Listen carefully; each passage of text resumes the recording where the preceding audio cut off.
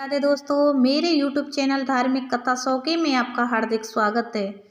जो भाई बहन मेरे चैनल को देख रहे हैं वो चैनल को सब्सक्राइब करें, ज़्यादा से ज़्यादा लोगों में शेयर करें एवं लाइक करें और प्यारी प्यारी वीडियो देखने के लिए बेल आइकन को क्लिक करें, जिसके आपके पास सभी वीडियो का नोटिफिकेशन पहुंचता रहे।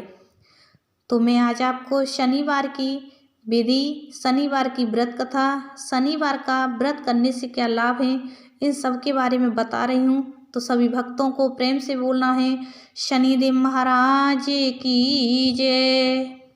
सभी ग्रहों में शनि का मनुष्य पर सबसे हानिकारक प्रकोप होता है, अतः शनिवार का व्रत करते हुए शनि देवता की पूजा अर्चना करनी चाहिए। वैसे तो शनिवार का व्रत कभी भी शुरू किया जा सकता है, लेकिन श्रावण मास में शनिवार का व्रत प्रारंभ करने का विशेष महत्व माना गया है।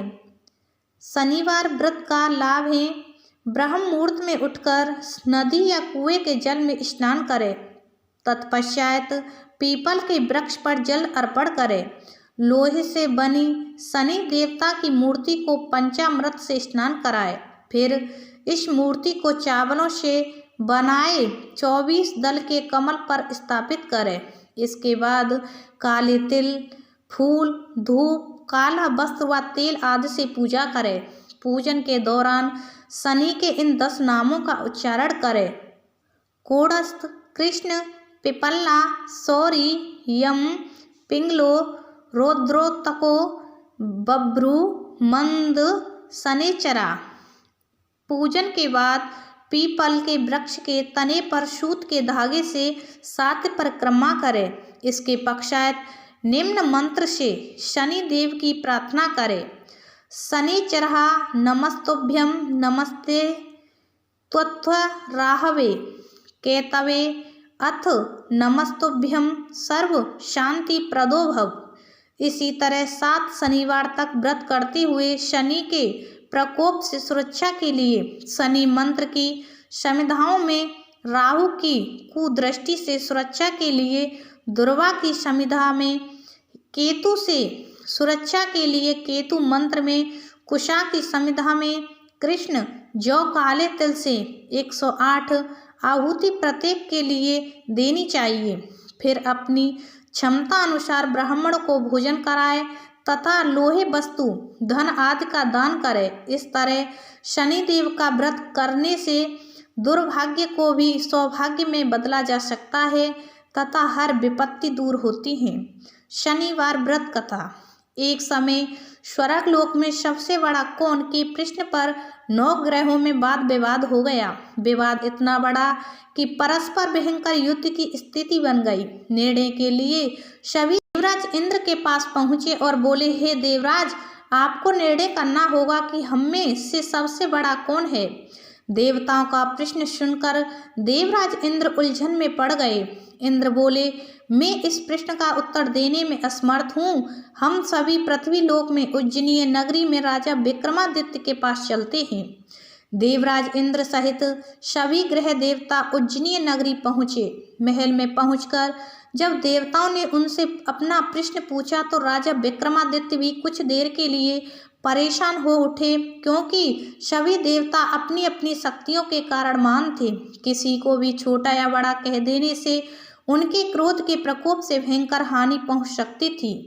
अचानक राजा विक्रमादित्य को एक उपाय सूझा और उन्होंने विभिन्न धातुओं, स्वर्ण, रजत, कांसा, ताम्र, सीसा, रांगा, जस्ता, अब्रक व लोहे के 9 आसन बनवाए।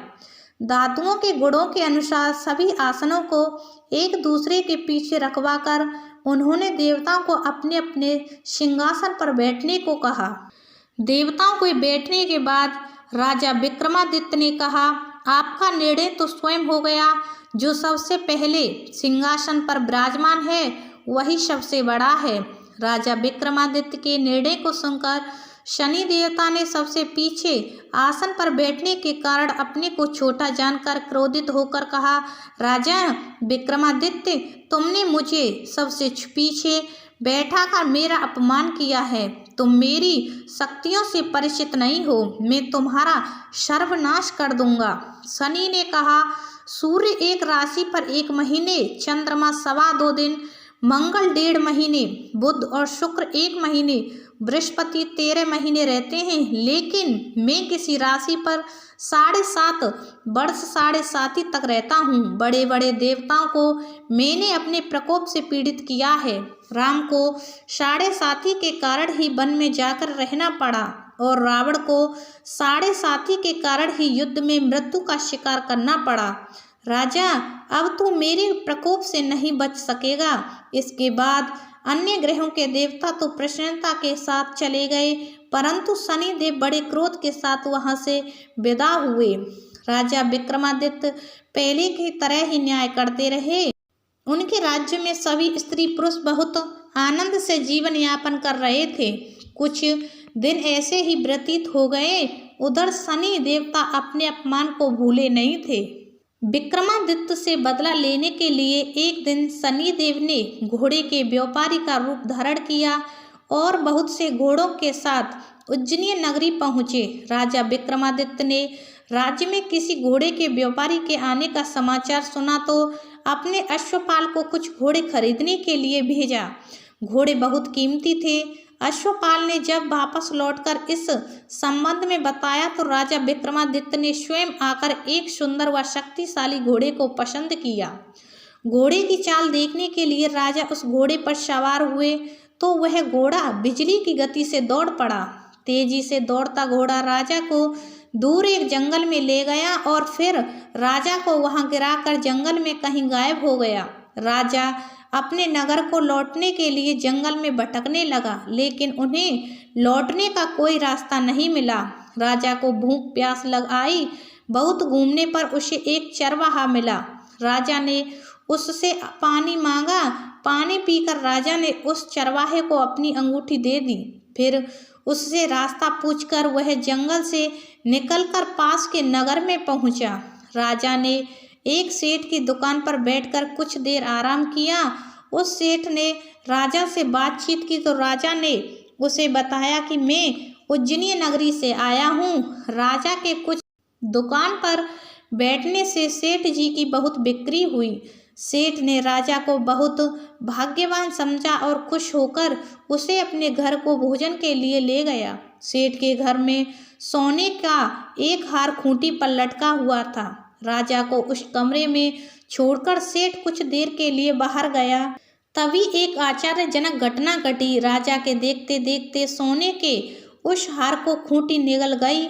सेठ ने कमरे में लौटकर हार को गायब देखा तो चोरी का संदेह राजा पर ही किया, क्योंकि उस कमरे में राजा ही अकेला बैठा था। सेठ ने अपने नौकरों से कहा कि इस परदेशी को रस्सियों से बांधकर नगर के राजा के पास ले चलो। राजा ने विक्रमादित्य से हार के बारे में पूछा तो उसने बताया कि उसके देखते ही देखते खूंटी ने हार को निगल लिया था। इस पर राजा ने क्रोधित होकर चोरी करने के अपराध में विक्रमादित्य के हाथ पांव काटने का आदेश दे दिया। राजा विक्रमादित्य के हाथ पांव काटकर उसे नगर की सड़क पर छोड़ दिया गया। कुछ दिन बाद एक तेली उसे उठाकर अपने घर ले गया और उसे अपने कोलू पर बैठा दिया। राजा आवाज देकर बैलों को हाँकता रहता।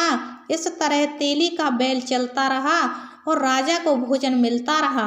शनि के प्रकोप की 7.5 पूरी होने पर वर्षा ऋतु प्रारंभ हुई। राजा विक्रमादित्य एक रात मेघ मल्हार गा रहा था कि तभी नगर के राजा की लड़की राजकुमारी मोहिनी रथ पर सवार हो उस तेली के घर के पास से गुजरी। उसने मेघ मल्हार सुना तो उसे बहुत अच्छा लगा और दासी को भेजकर गाने वाले को बुला लाने को कहा। दासी ने लौटकर राजकुमारी को अपंग राजा के बारे में सब कुछ बता दिया।